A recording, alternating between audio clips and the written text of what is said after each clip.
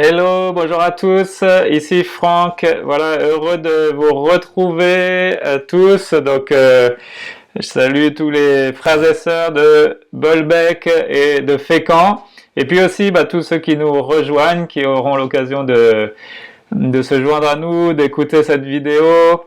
Bienvenue à tous et je suis heureux que ça puisse aussi vous profiter. J'espère que vous trouverez de la valeur dans ce que je vous partage et en tout cas surtout de la valeur dans la parole de Dieu. Et voilà, j'espère que vous êtes tous dans une forme olympique et voilà, on va se fortifier ensemble dans la parole de Dieu. Je voudrais avec vous partager aujourd'hui une prière qu'on trouve, c'est la prière de Jonas en fait. Donc la prière d'un rescapé.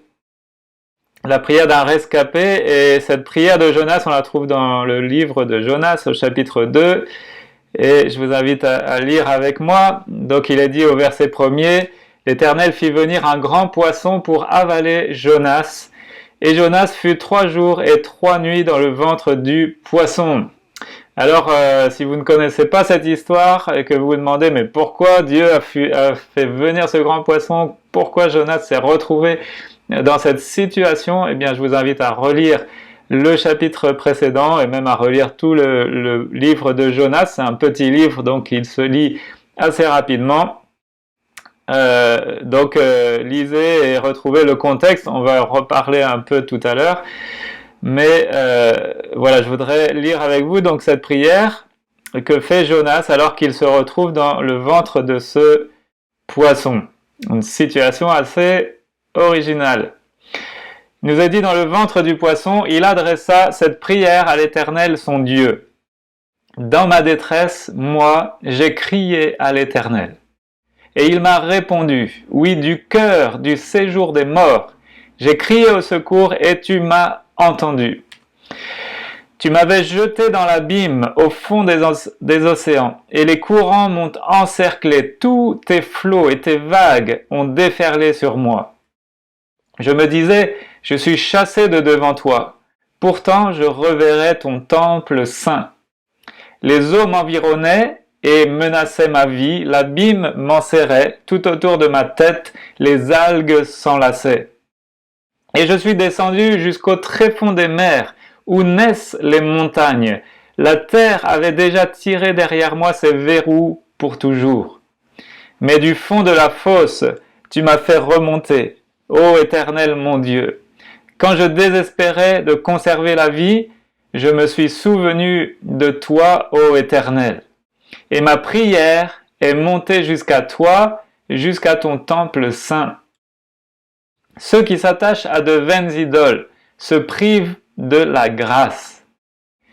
Mais moi je t'offrirai un sacrifice en disant ma reconnaissance et je m'acquitterai des vœux que j'ai formés, car c'est de l'Éternel que vient la délivrance. L'Éternel parla au poisson qui rejeta Jonas sur la terre ferme. Amen. Voilà donc cette prière que Jonas a fait monter vers Dieu.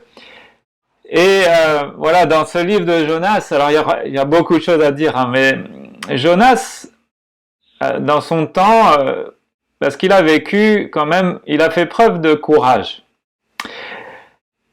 Pourtant, vous allez me dire, mais non, il n'a pas fait preuve de courage, il était en fuite, il fuyait l'Éternel. Il fuyait ses responsabilités, il fuyait la volonté de Dieu. Oui, mais par certains autres aspects, Jonas a fait preuve de courage. Par exemple, quand il se retrouvait sur ce bateau, et puis que là, eh bien vous savez, ils ont été en proie à une tempête, et puis Jonas, il va faire quand même preuve de courage en avouant aux passagers de ce bateau que c'était à cause de lui qu'il y avait cette tempête, que c'était lui la source de leur malédiction, entre guillemets, la source de leurs difficultés, de leurs problèmes. Donc il fait preuve de courage, une certaine forme de courage. Vous savez, on peut faire preuve de courage loin de Dieu. Et c'est ça un peu le paradoxe. Et puis Jonas va faire preuve aussi de courage par la suite quand il va prêcher aux Ninivites. il fallait du courage pour prêcher à toute une ville, pour prêcher qu'il y allait y avoir un jugement. Mais on sait que ça ne s'est pas fait si facilement que ça pour Jonas.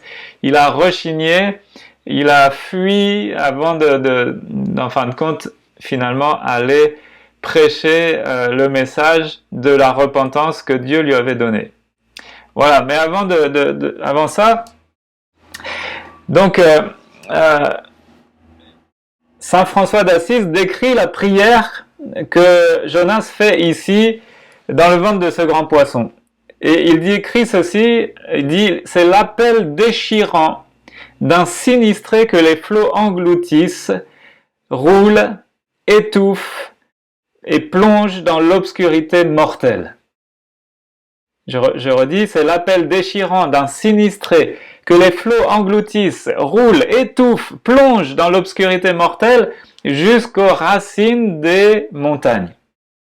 Vous avez remarqué cette expression dans la prière de Jonas, où il dit, voilà, j'ai été jusqu'aux racines, jusque là où naissent les montagnes. C'est dire un peu aussi la profondeur jusqu'à laquelle Jonas est allé, a été amené, s'est enfoncé dans le ventre de ce grand poisson.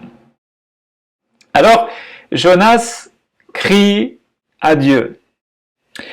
Dans le ventre, dans la détresse, on ne pouvait pas faire pire comme situation. Certains diraient, quand on est dos au mur, quand on est au fond du gouffre, là c'était le cas de le dire, eh bien, Jonas crie à Dieu. C'est le bon réflexe, on va y revenir. Jonas crie à Dieu et Dieu le ramène à la surface. Dieu le ramène dans la lumière. Dieu le ramène à l'air libre. Dieu le ramène à la chaleur du soleil. Et à cet endroit où toutes les harmonies de la vie le ravissent. Donc, Jonas crie à Dieu. Dieu le ramène à la surface, dans la lumière, à l'air libre, à la chaleur du soleil. Là où toutes les harmonies de la vie sont ravissantes. Il a dû être heureux. Hein. Il a dû être heureux de retrouver. C'est un peu comme nous, là, quand toute proportion gardée, hein, mais quand on a pu retrouver notre liberté après un temps de confinement. On mesure les choses différemment, on savoure les choses différemment et on se rend compte que des choses sont précieuses. La liberté, c'est précieux. De pouvoir aussi se retrouver les uns les autres, c'est précieux. Et c'est toujours quand on en est privé qu'on se rend compte que ça a de la valeur. Alors ce récit de Jonas peut paraître un peu naïf, voire enfantin. C'est beaucoup utilisé pour enseigner des choses aux enfants, mais c'est loin d'être enfantin. C'est une histoire qui est remplie de vérité.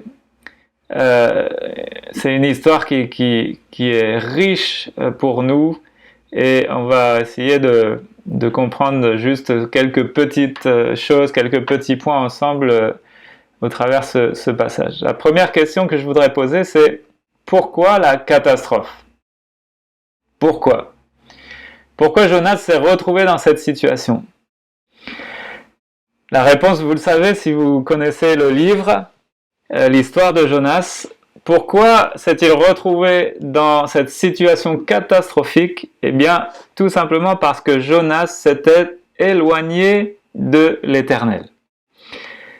Jonas avait déserté la mission que Dieu lui avait confiée. Et déjà, on peut s'arrêter ici et se poser la question. Si dans notre vie il y a des catastrophes, s'il y a des fois on se retrouve mais on a l'impression que on est fini, que tout nous submerge, on ressemble vraiment, on a l'impression d'être comme Jonas dans le ventre de son poisson, on n'a aucune issue, on est dans la galère la plus totale, tout n'est que ténèbres autour de nous, tout est noir, tout est sombre. Peut-être ça vous arrive, peut-être c'est une situation dans laquelle vous vous retrouvez. Mais c'est quoi la cause? Pourquoi cette catastrophe? Pourquoi cette situation? Eh bien ici, Jonas, il s'était éloigné de l'Éternel, il avait fui, il avait déserté aussi ses responsabilités, une mission que Dieu lui avait confiée. Est-ce que ça peut être votre cas peut-être? Alors dans ce cas-là, eh bien vous savez ce qu'il y a à faire et c'est ce que Jonas lui-même a dû faire. En fait, ici, le naufrage du cœur avait précédé le naufrage du navire. En tout cas, le naufrage de la vie de Jonas. Je ne sais pas si le navire a fait naufrage ensuite, mais en tout cas, Jonas, lui, a fait naufrage.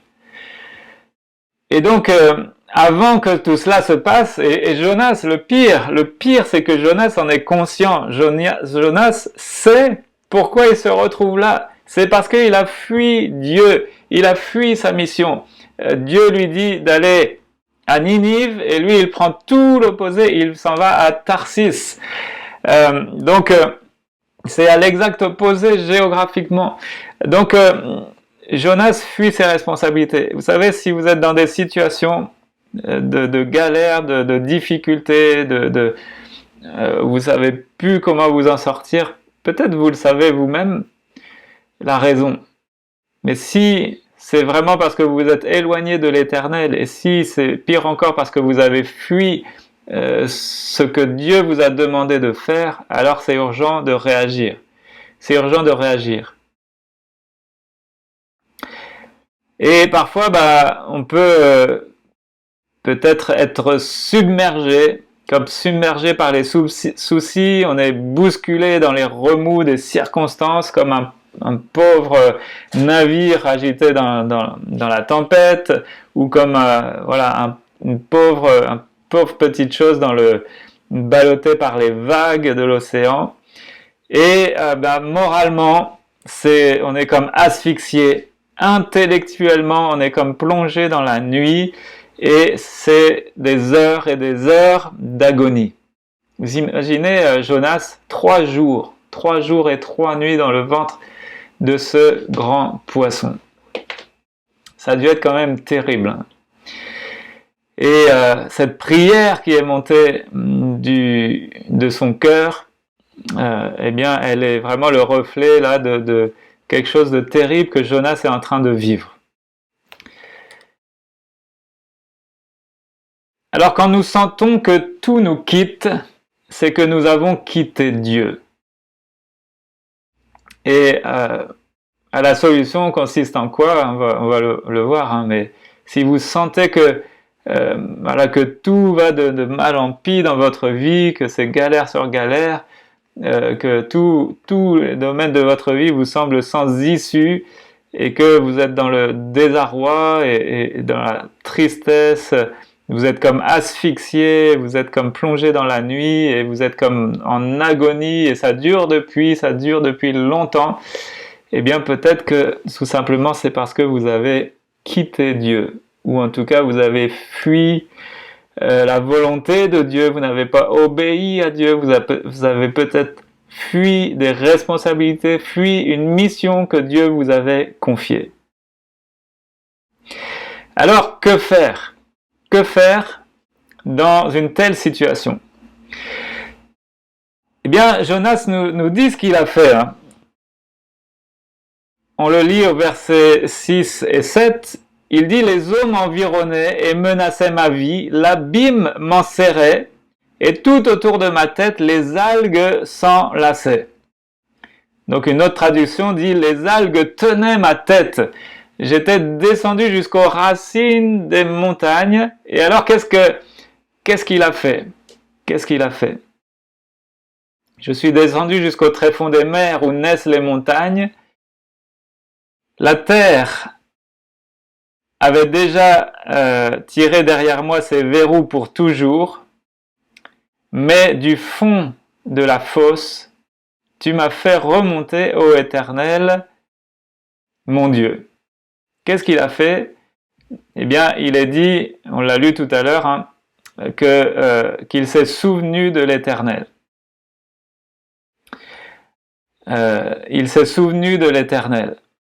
Je relis, c'est au verset 3. « Dans ma détresse, moi, j'ai crié à l'Éternel, et il m'a répondu. Oui, du cœur du séjour des morts, j'ai crié au secours, et tu m'as entendu. » Donc voilà ce que Jonas a fait. Là, du fond de sa galère, vous vous rendez compte, les algues tenaient sa tête. Il était au fin fond des mers. Je ne sais pas comment il a fait pour survivre dans une telle situation. Hein. Mais voilà, il y avait Dieu qui avait posé sa main sur lui, hein, de toute façon. Mais là, du fond de l'abîme, eh bien, qu'est-ce qu'il a fait? Il a crié à l'Éternel. Et du fond de la fosse, eh bien, Dieu l'a fait remonter. Donc ça, c'est la grâce de Dieu. Dieu est capable d'agir dans les situations les plus terribles, même les plus folles que l'on puisse vivre, expérimenter. Et parfois, c'est à cause de nous, parfois c'est à cause de notre péché, parfois c'est à cause de nos désobéissances, c'est à cause de notre fuite, la fuite de nos responsabilités. Parfois, c'est parce qu'on s'est rebellé contre l'Éternel et il n'y a qu'à nous qu'on peut s'en vouloir de certaines situations. Mais la Bible le dit, quand un malheureux crie, l'Éternel l'entend et le délivre de toutes ses détresses. Et c'est ce qui s'est passé pour Jonas. Du fond de l'abîme, il a crié à l'Éternel et Dieu l'a entendu. Du fond de la fosse, il l'a fait remonter. Et il a jamais perdu foi en Dieu, hein, Jonas. Il n'a jamais perdu foi en Dieu. Mais il a désobéi. Et on peut se poser la question pourquoi il a désobéi. Hein. Très rapidement, je peux vous donner certainement une des raisons. C'est que il devait aller prêcher aux Ninivites. Donc les Ninivites, c'était un peuple méchant, cruel, et il nous a dit que dans l'histoire que les Ninivites, eh bien, ils faisaient des razzias. Ils faisaient des razzias dans des villes. Ils semaient la panique, ils étaient violents, ils tuaient, peut-être qu'ils violaient, ils enlevaient des personnes, et c'est ce qu'ils faisaient contre Israël. Et là, un jour, donc, Jonas, Dieu dit à Jonas, mais va prêcher aux Ninivites pour qu'ils se repentent. Et là, Jonas, il a un problème avec les Ninivites, et certainement qu'il leur en veut, il a de l'amertume, de la rancœur, il a certainement même de la haine, peut-être que lui-même a été touché par les razzias des Ninivites, peut-être qu'il a été impacté, et qu'est-ce que ça a créé en lui? Ça a créé de la haine vis-à-vis de cette population. Donc, c'était quoi le problème de Jonas? Pour moi, c'était ça le problème, c'était qu'il était devenu, en quelque sorte, raciste. Il ne pouvait plus supporter les Ninivites, et la seule chose qu'il voulait, c'était de les voir de les voir disparaître tout simplement, qu'ils soient détruits, qu'ils soient anéantis, et qu'ils subissent la colère de Dieu. Et quand Dieu dit à Jonas, va prêcher aux Ninivites, Jonas, il connaît Dieu.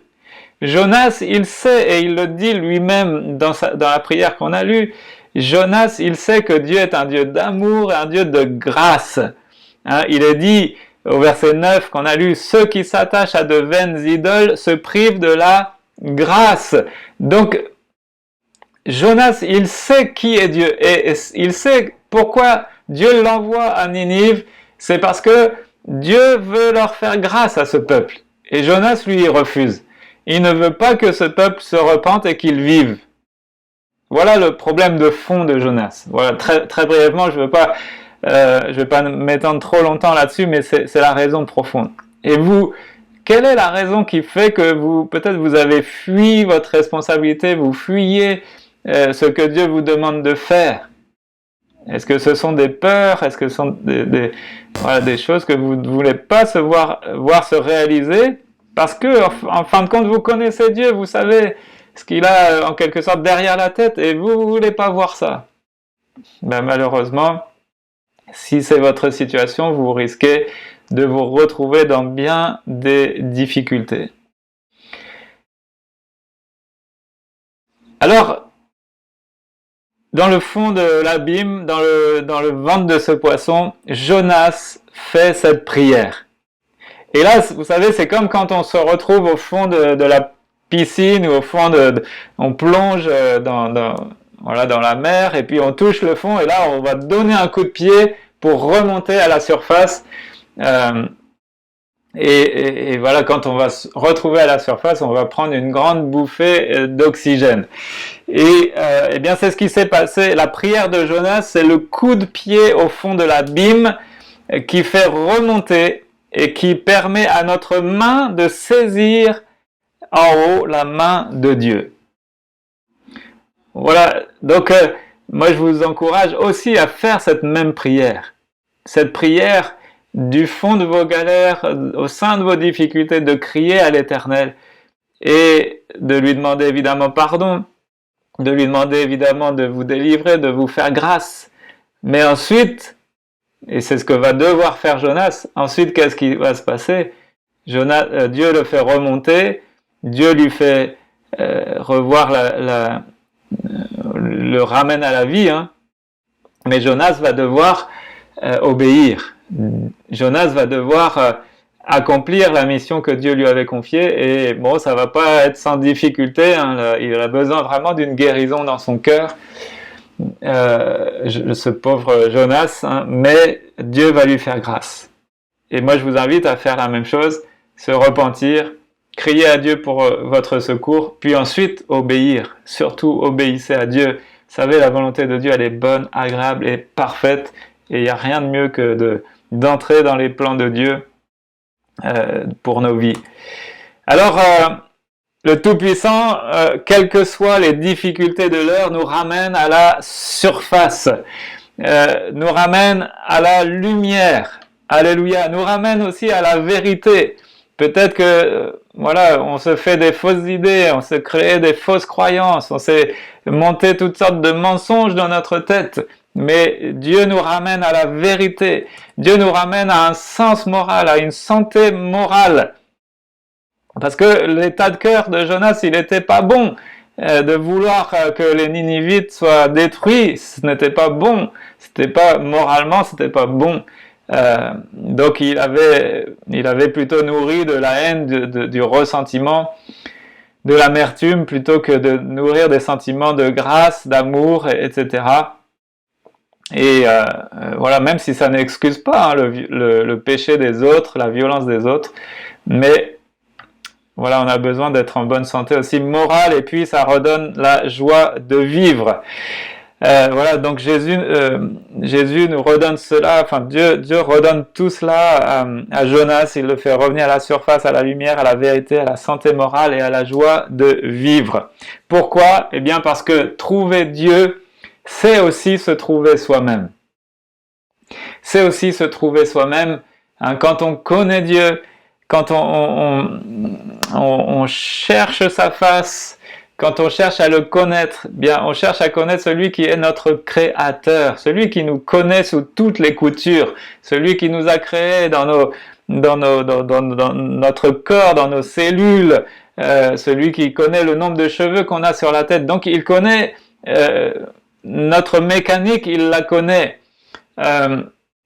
Et non seulement au niveau physique, au niveau de la santé, mais aussi au niveau de notre morale, de notre cœur, notre état d'esprit, et aussi au niveau de notre vie spirituelle.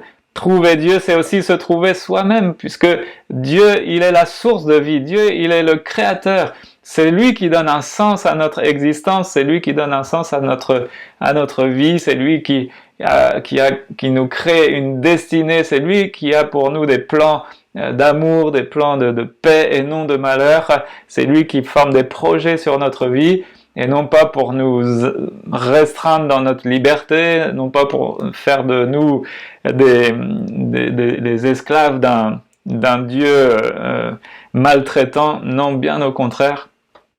C'est un Dieu, notre Dieu est un roi qui est merveilleux, il est un père, et c'est extraordinaire d'entrer dans sa volonté. Donc, combien on a besoin de trouver Dieu, de le connaître et de se soumettre à sa volonté parfaite. Alléluia. Voilà, je voudrais terminer avec ce verset de Jonas chapitre 2, verset 9, où Jonas termine sa prière en disant, voilà, il dit, ceux qui s'attachent à de vaines idoles se privent de la grâce, hein.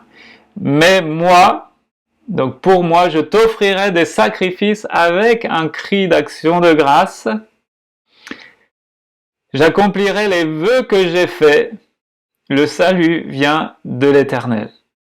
Donc dans la version Summer, moi je t'offrirai un sacrifice en disant ma reconnaissance, mes actions de grâce, et je m'acquitterai des vœux que j'ai formés, car c'est de l'Éternel que vient la délivrance.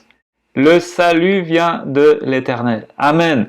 Alléluia. Et c'est extraordinaire de le savoir pour soi. C'est extraordinaire de le réaliser pour nous-mêmes, que le salut vient de l'Éternel. Mais c'est aussi bien de le réaliser pour les autres. Jonas avait besoin de le réaliser, de comprendre que le salut vient de l'Éternel aussi pour les Ninivites. Même si c'était un peuple violent, pécheur et pas très aimable, eh bien, qu'est-ce qui va se passer?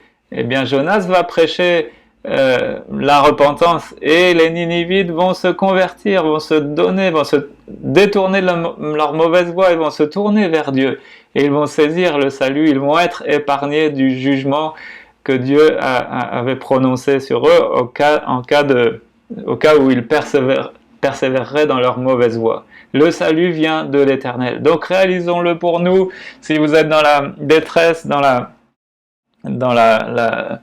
comme Jonas au fond de l'abîme, au fond du trou, au fond de toutes sortes de difficultés, eh bien criez à l'Éternel. L'Éternel va vous secourir, mais aussi accomplissez les vœux, accomplissez les plans de Dieu, entrez dans la destinée qui est la vôtre. Je crois qu'il n'y a rien de mieux que de tout faire pour la gloire de Dieu. Juste avant de terminer, je voudrais aussi rappeler que dans ce livre, il y a tout un aspect prophétique, il y a une dimension prophétique, puisqu'il nous est dit que de la même manière que Jonas est resté 3 jours et 3 nuits dans le ventre d'un grand poisson, eh bien, de la même manière, Jésus, lui, le Christ, il est resté 3 jours et 3 nuits dans l'abîme avant d'en sortir et de ressusciter. Donc il y a un aspect prophétique et ce que décrit aussi Jonas ici dans sa prière, eh bien, il y a un aspect aussi prophétique de ce que Jésus a vécu lui-même lorsqu'il était dans le sein de l'abîme, lorsqu'il était lorsqu'il est resté 3 jours et 3 nuits dans le tombeau.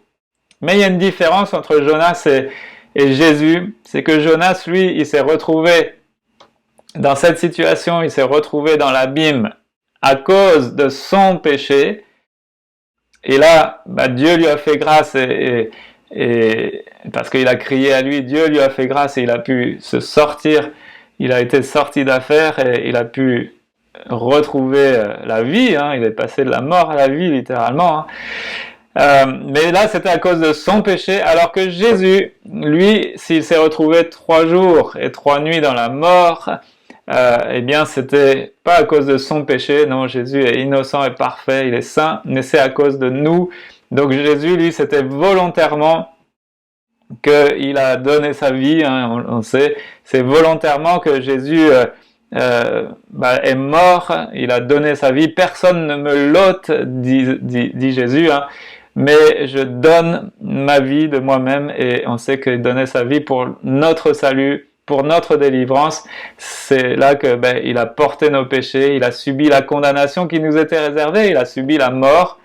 C'est ce que méritaient nos fautes. Le salaire du péché, c'est la mort, mais le don gratuit de l'Éternel, c'est la vie éternelle en Jésus-Christ. Le salut vient de l'Éternel. Alléluia. Que son nom soit béni, que son nom soit glorifié. Voilà ce que je voulais partager avec vous. J'espère que ça vous aura encouragé. En tout cas, on va terminer par la prière et je vous encourage à nouveau à poursuivre ces moments chez vous, peut-être avec les vôtres si vous êtes en famille, à regarder ça. Et puis voilà, voilà, pour certains aspects, ne ressemblons pas à Jonas, ne fuyons pas Dieu, et surtout si on est dans des galères à cause de nos inconséquences, à cause de nos erreurs, à cause de notre péché, eh bien crions à l'Éternel, et Dieu lui, il ne se lasse pas de pardonner, il veut nous relever, il veut nous faire grâce, et puis il veut nous faire aussi entrer dans ses plans parfait. Alors ensuite, à nous de nous y attacher, à nous d'y obéir. Voilà, on prie ensemble. Seigneur, je te bénis, je veux te louer pour ta grâce. Tu es un Dieu fidèle, un Dieu bon. Et c'est vrai que voilà, nous voulons te remercier pour ta parole et tirer aussi tous les enseignements de ce que nous venons de lire de l'expérience de Jonas, pour réaliser que voilà, nous ne voulons pas fuir loin de toi, Seigneur. Fais-nous grâce. Et peut-être s'il y a des situations où nous nous sommes retrouvés à cause de nous, à cause de nos décisions, de nos mauvaises décisions, de nos mauvais choix, à cause de notre péché, parce qu'on ne t'a pas obéi, parce qu'on n'a pas pris en compte ta volonté, tes directives, tes conseils, les commandements de ta parole. Eh bien, Seigneur, tout d'abord, fais-nous grâce. Pardonne-nous, Seigneur. Pardonne-nous et, Seigneur, délivre-nous, Seigneur. Délivre-nous de tout ce qui a pu nous entraîner vers le fond. Et, Seigneur, ramène-nous à la surface. Ramène celui qui a péché. Ramène-nous vers la lumière, vers la vérité, vers la vie. Alléluia. Et nous savons que c'est ce que tu fais. Tu es le Dieu du miracle. Tu es le Dieu qui fait passer les âmes des ténèbres à la lumière, de la mort à la vie, et aussi de la puissance du malin à la puissance de Dieu. Alors merci de faire grâce à tous mes frères et sœurs, à tous les bien-aimés qui vont regarder cette vidéo. Étends ta main sur eux et je te prie de toucher les cœurs par ta parole, Seigneur. Nous voulons te suivre. Seigneur, nous voulons non seulement être relevés, libérés de tout ce qui peut nous accabler, mais nous voulons ensuite aussi t'obéir. Nous voulons te suivre, nous voulons faire ta volonté, nous voulons être entre tes mains, des instruments de grâce, des instruments de bénédiction pour ceux qui nous entourent, y compris pour les pécheurs, les plus bas tombés, pour les gens peut-être qui ne sont pas aimables, les gens qui peut-être sont rejetés dans cette société. Mais tu nous envoies vers les perdus, tu nous envoies vers eux, à commencer par ceux de nos familles, de notre entourage, pour annoncer aussi, annoncer la repentance, annoncer la grâce de Dieu, l'amour de Dieu manifesté en Jésus-Christ, qui s'est donné, qui s'est livré à la mort pour nos péchés, et que nous soyons graciés pour que nous puissions obtenir le pardon et la réconciliation avec Dieu. Alors je te bénis, Père, merci de ta parole qui nous fortifie, qui nous fait du bien. Bénis chacun de mes frères et sœurs dans le nom de Jésus-Christ. Amen. Amen. Voilà, je vais vous laisser, je vais vous dire au revoir à chacun et donc continuer ces moments par la prière. Quant à moi, je vous dis à bientôt dans la joie de vous retrouver rapidement, voilà, toujours soit sur Facebook, soit sur YouTube, donc sur la chaîne de l'Église évangélique de Fécamp. Voilà, donc je vous embrasse tous et je vous dis à très vite. Ciao, bye.